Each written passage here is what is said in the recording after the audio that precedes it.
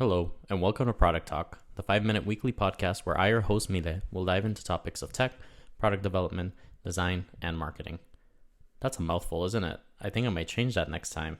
Today's topic is, what is CRM, and what do we use it for when we're talking about CRM in marketing? Well, let's go from the very first definition by Salesforce. CRM stands for Customer Relationship Management, which is a strategy that companies use to manage interactions with customers and potential customers.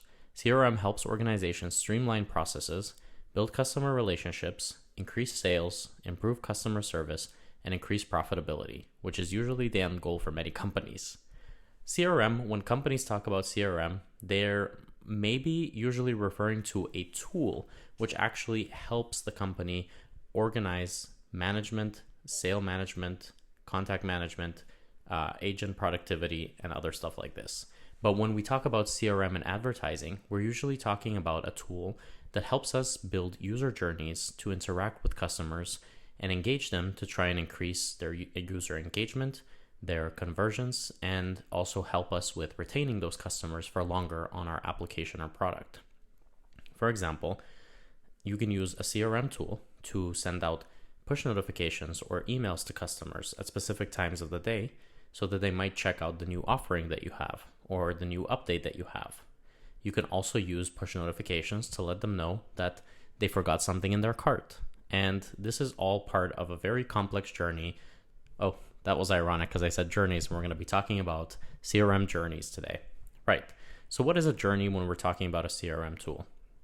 A journey is essentially supposed to represent the life cycle of the customer, whether that's a new customer or an existing customer. So when you set up a journey in a tool, for example, like CleverTap, which is a CRM tool, you're essentially going to set up what that lifeline of the customer will look like in terms of how you communicate with them. So let's say today they've installed the application, your mobile application, and they might receive a welcome push notification. After a couple of days, if you notice that the customer hasn't signed up for their account or, for example, hasn't added anything to their cart, you might send them an email with a promotional code that they might use so that they can come back to your application. And if that customer, for example, never opened your application, even though they downloaded it, you could try sending them an SMS or, again, sending them a push notification to try and encourage them to open the application. So this is an oversimplified way of explaining what a customer journey looks like because there's many little details to consider. If a customer is a new one, an existing one, if they have, for example, been a very regular customer but are no longer purchasing. So if you think about it, journeys are sort of understanding what are all the possible types of customers you can have, all the possible journeys they can go through using your application, and how do you optimize the way that you interact with that customer so that they can ideally continue using the service or product that you're offering, and you can make sure that they are enjoying it and being contacted as often or as little as they would prefer. So if you think about it like this way, let's say you download the Amazon app for shopping. I know, weird, because I think everyone usually shops from the website. But if you have an app like Amazon, you add something to your cart and then you close the app. And you see like half an hour later, they've sent you a push notification and it says, hey, did you forget this in your cart? Or if it's another app, they might be like, hey, the stuff in your cart is now on sale. Click so you can buy it, right?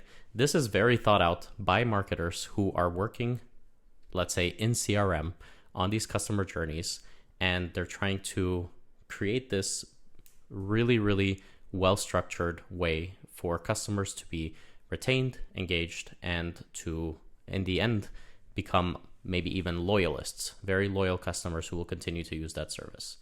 If you want me to hear about my experience working in CRM, some examples of campaigns that I've made and journeys that I've worked on, and my experience working with CleverTap as a tool, let me know because I'd be happy to do that in another episode. But for now, I really hope you enjoyed this one.